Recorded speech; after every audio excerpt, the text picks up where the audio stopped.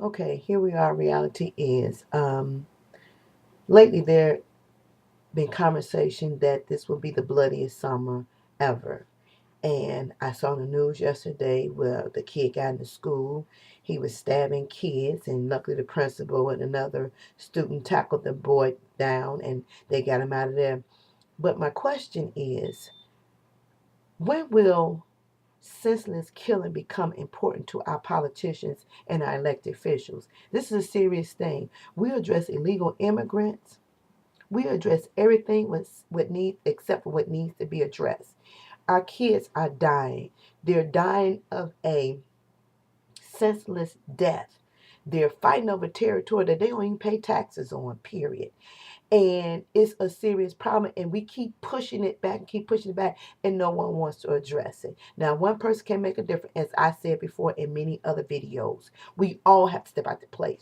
Churches have to come out them four walls for those who don't do anything and step out and make a difference. Our politicians have to step up to the plate. Definitely our parents. You can't continue to hide your kid and you know he's selling drugs or hiding guns in your house. This needs to stop. Our future of our kids' dreams are being stolen.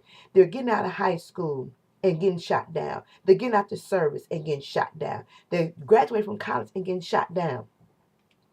When will we feel the need to know what's important and should to be addressed? A lot of this could be stopped. We have plenty of military personnel that come back from the fighting the war that's not even working. You say your police department is stressed. Well, you have people that know how to serve and maintain. Why not put these individuals on these various corners in trouble spots and then it frees up your police officers? They're good at that. Use them. You use them for what you want to use them for, so why you can't use them to keep control? But then here is my solution. If you feel that you're bad enough to go out and shoot somebody on the street, whatever it may be, and you're fighting over territory that you don't pay no taxes on, you're not paying no rent, no water bill, no light, no gas. If you feel that you're that bold to do that, anytime you feel like, somebody's threatening your ground, then I say ship them over to man the lines and ship the people who volunteer to man the lines. Chain them up together. And if they come back fine, if they don't, oh well. Stop wasting our tax dollars by filling up these jails with these people that don't care. And then half of them, if they go to regular population with the real killers and murders, they wouldn't survive.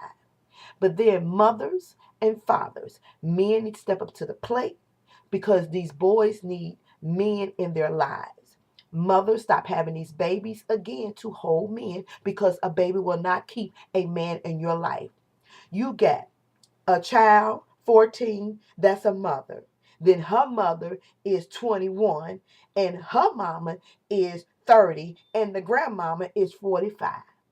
So this is how we have all these little problems. It's a wide range of different scenarios why we're in the situation we are in, but nobody wants to address it. It's sad that a parent has to work a full-time job and then to get the call at the job and saying that their child has been cut or shot while sitting in school. And I said this before in other videos.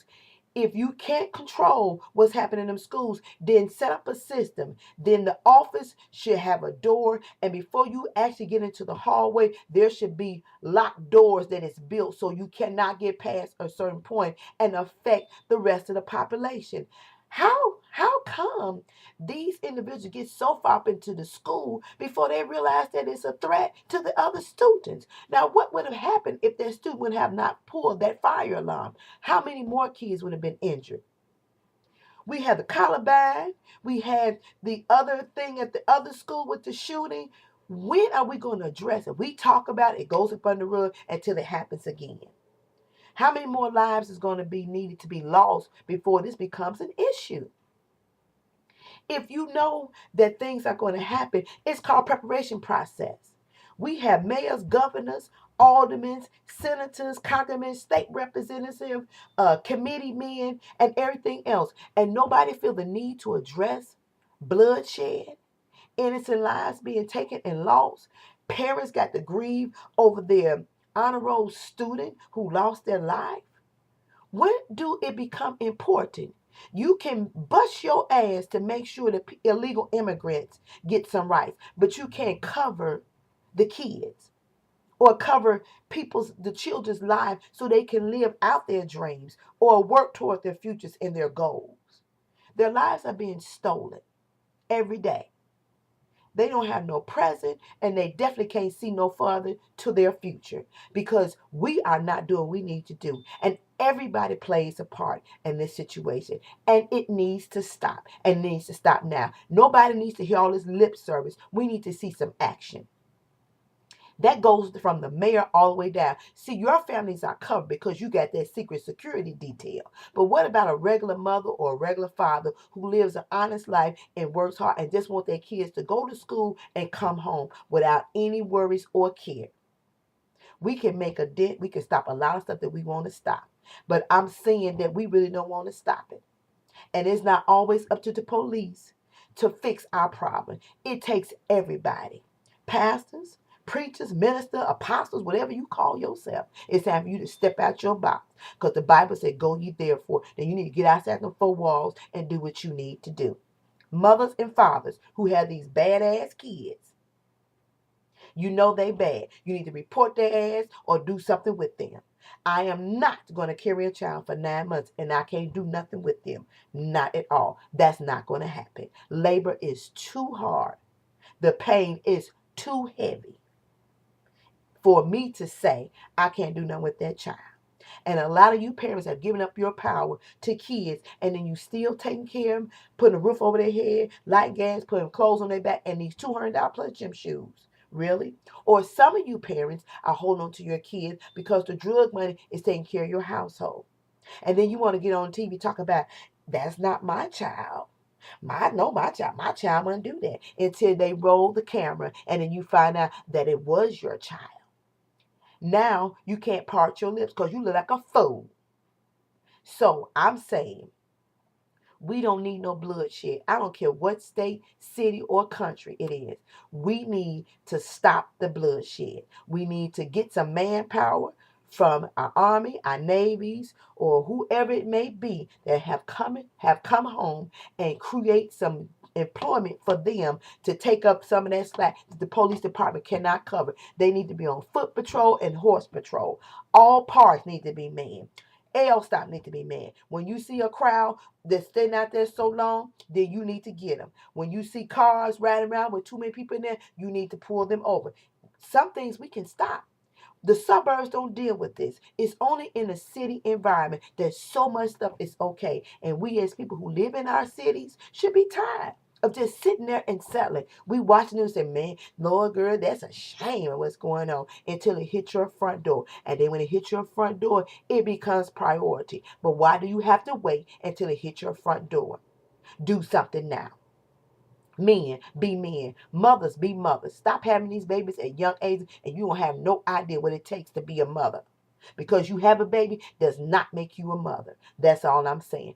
Everybody has an accountability. Mama, daddy, grandma, politicians, preachers, pastors. Everybody.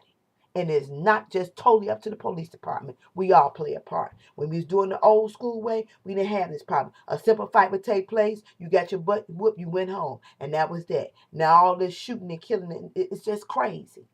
Too much bloodshed for nothing. And then if you ain't that bad, because if you did, you shoot there, you stay there and get caught and go to jail. But no, you want to shoot and then run. So you're not bad. You're not. You're a punk. Bottom line. But you bad when you got the gun in your hand. So, come on now. It's time for a change. Time for all this crap to stop. Because I'm sick of it myself. I am so sick of it. I'm so sick of the political game and the promise. You went out and you campaigned for people's votes, and then you don't keep your promise. You have selective memory.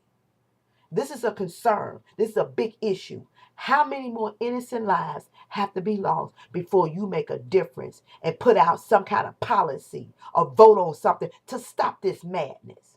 It's time for it to stop.